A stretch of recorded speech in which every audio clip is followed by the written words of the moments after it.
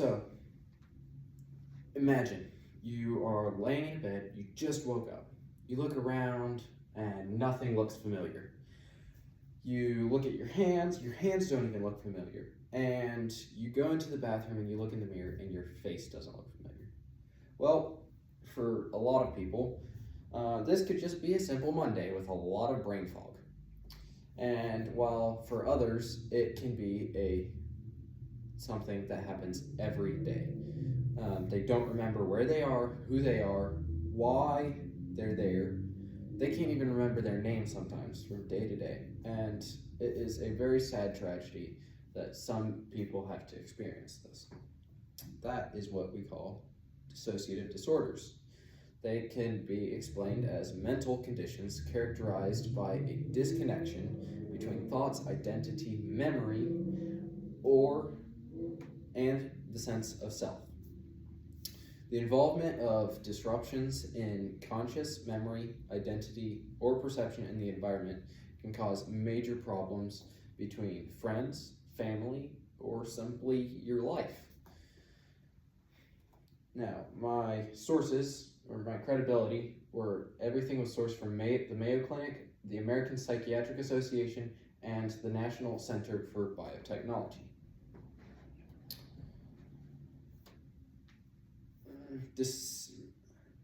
Dissociative disorders aren't just simple distractions. They stem from the brain's productive response to trauma, affecting about 2 to 3% of the population in the United States, and it is caused by incredibly traumatic events, which causes the mind to literally split to protect it. In the case of 9/11, about 40% of the survivors experienced some form of dissociative symptoms. And just another way to imagine it, on a very low scale, which potentially many of us experience, is driving down the highway.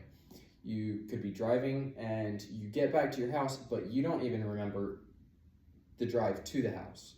And it is a very low scale, but if you scale that up to forgetting the entirety of what happened yesterday, that is considered a dissociative disorder. There are 3 main types of dissociative disorders, and the first one is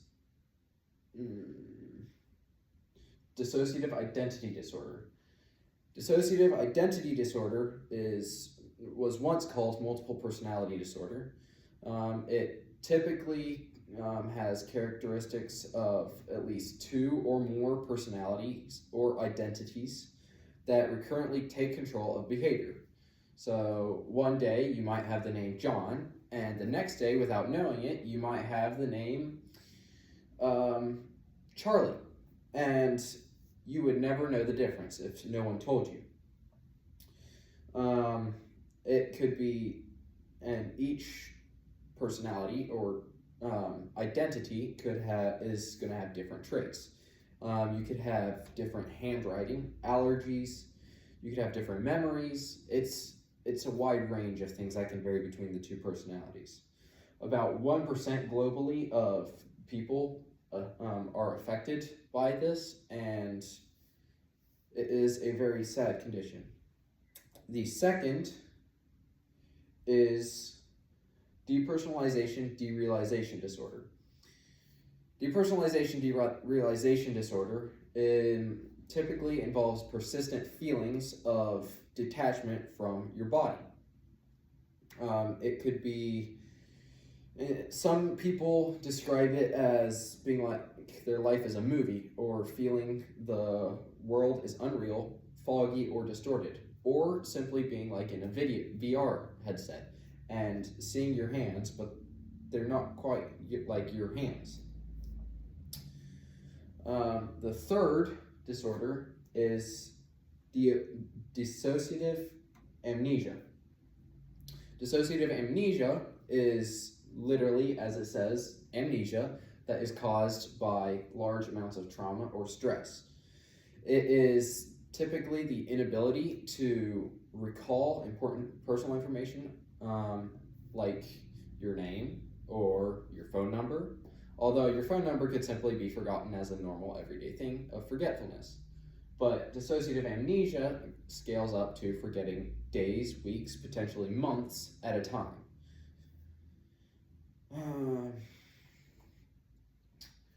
As for causes of dissociative disorders, dissociative disorders arise from a combination of trauma, biology, and environment. 90% approximately of dissociative disorders are caused by trauma and linked to severe childhood adversity such as abuse, neglect, disaster, and many other things, where the mind fragments itself to cope with that trauma. Biologically, the reduced hippocampal volume causes it to be much harder to process a lot of things in life. Risk factors can include, sorry, forgot to change the slide. So, risk factors can be genetics, early attachment issues, it could be chronic stress, it could be many things, or co-occurring conditions like PTSD. PTSD is a large, very publicized version of dissociative disorders.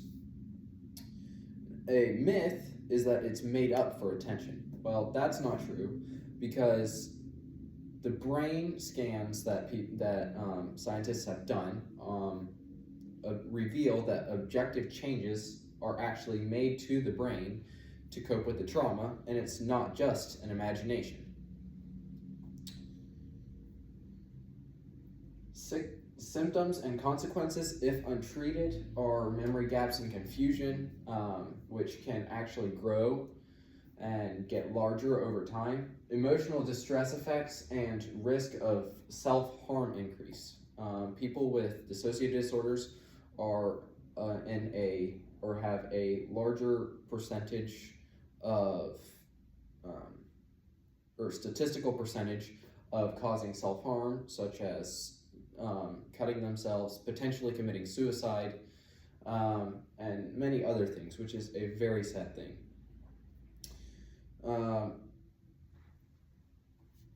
The treatment and coping strategies, there are psychotherapy options available, medications for symptom relief, importance of support systems, and self-care strategies are recommended typically for people with dissociative disorders.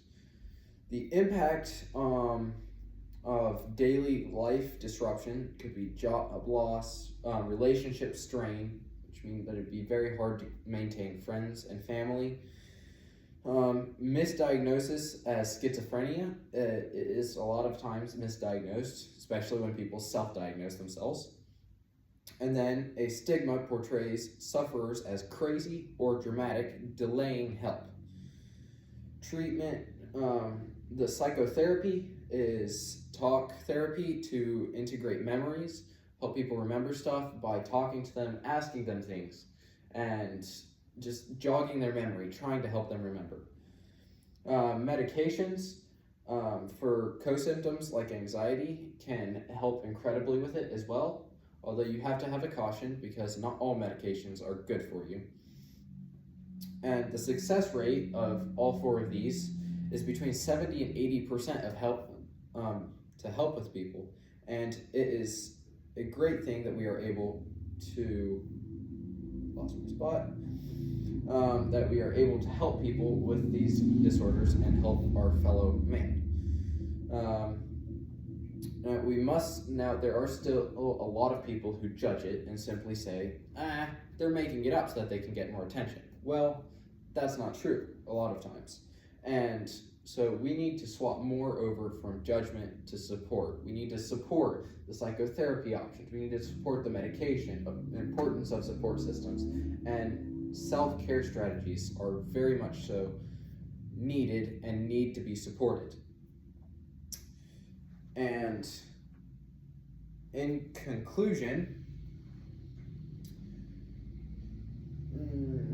dissociative disorders involve detachment as a trauma response with types like depersonalization, as was already mentioned, amnesia, and DID driven by abuse and brain changes.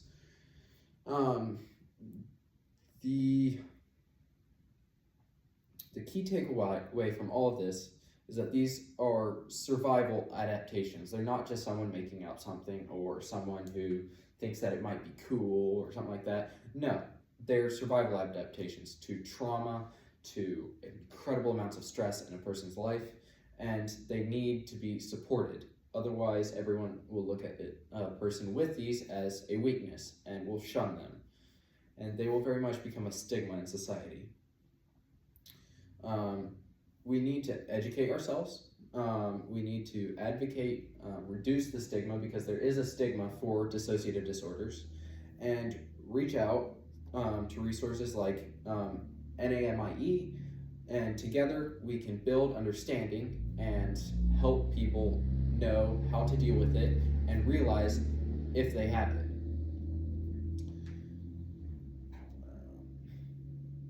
And as for my references, I use the Mayo Clinic resources, American Psychiatric Association, National Center for Biotechnology Information, and thank you for listening.